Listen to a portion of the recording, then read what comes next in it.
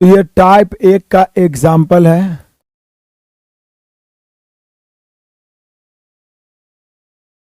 पहला number question का जवाब आप सभी को देना है। मैंने आपको एग्जाम्पल बताया भी था। एक मेज की कीमत 750 रुपया थी और 4% हानि पर उसे बेचा गया। एक मेज की कीमत 750 थी, 4% हानि पर उसे बेचा गया, उसका विक्रय मूल्य क्या है? तो बोलिए कि सर हम सभी जानते हैं कि लाभ हानि हो या जो भी हो, हम लोग बाई रेशियो पढ़ते हैं और रेशियो का एक ही नियम हम आपको बहुत सारे वीडियो के माध्यम से बताए हैं, चाहे वो हमारे असाइनमेंट का पूरा सॉल्यूशन हो। मैंने आपको बताया था कि जो दिया हुआ रहेगा उससे तुलना और जो ज्ञात करना रहेगा उससे गुणा, जो ज्ञात करना रहेगा उससे गुणा। ठीक है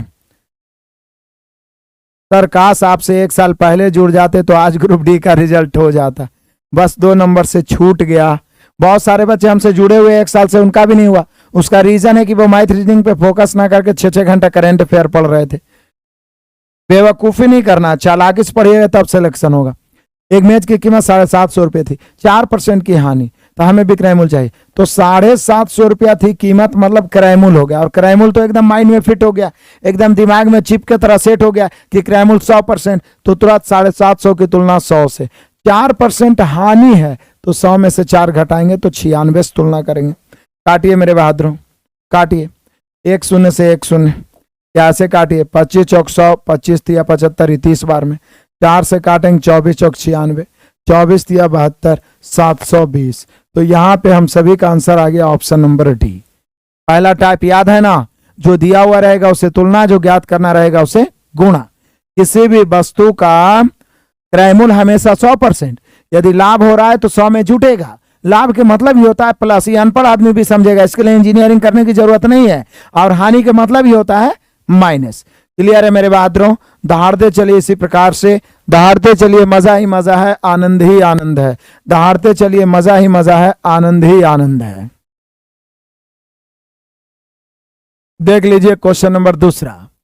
करा एक घड़ी, कमाल का क्वेश्चन। एक घड़ी 1140 रुपये में बेचने पर, एक घड़ी 1140 रुपये में बेचने पर एक व्यक्ति को 5% की हानि होती है। एक घड़ी 1140 रुपये में बेचने से एक व्यक्ति को 5% हानि, तो 5% लाभ प्राप्त करने के लिए, अब देखिए पिछला में क्रय मूल्य था तो तुलना 100 से की और विक्रय मूल्य ज्ञात करना था। यहाँ पे क्रय मूल्य ही है और विक्रय मूल्य ही ज्ञात करना है, तो यहाँ भी वही बात करेंगे। कहता है 1140 में बेचने पर, ऐसा भी एग्जाम्पल मैंने लिखाया था, लगभग 5 या 6 एग्जाम्पल मैंने आपको लिखवाया, वो एग्जाम्पल इंपॉर्टेंट होते हैं। तो 1140 ही हो गया विक्रय मूल्य। 5% की हानि पर तो इसकी तुलना 95 से। 5% की हानि पर तो तुरंत दिमाग काम कर गया कि 100 में से हमें 5 क्या करना है, घटाना है। तो 5% की हानि पर तो तुरंत दिमाग काम कर गया, 1140 की तुलना 95 से। और 5% लाभ कमाने के लिए घड़ी किस कीमत पर बेची जानी चाहिए? 5% लाभ कमाने के लिए घड़ी किस कीमत पर बेची जानी चाहिए? 5% लाभ कमाने के लिए, तो बोले सर 105 से। यदि क्रय मूल्य पूछा होता तो 100 से, क्रय मूल्य पूछा होता तो 100 से, क्रय मूल्य पूछा होता तो 100 से। चलिए अब काट सकते हैं। 21 5 95, 19 5 100, 5 से दोनों कट गया। 19 6 के 114, अब 21 6 के 126 यानी 1260। तो यहाँ पे हम सभी का आंसर हो गया 1260, ऑप्शन नंबर बी। तो ये 2 एग्जाम्पल समझिए, रिवीजन हुआ है जो मैंने अभी तक आपको थ्योरी पढ़ाया उसका। अब हम लोग आगे बढ़ेंगे।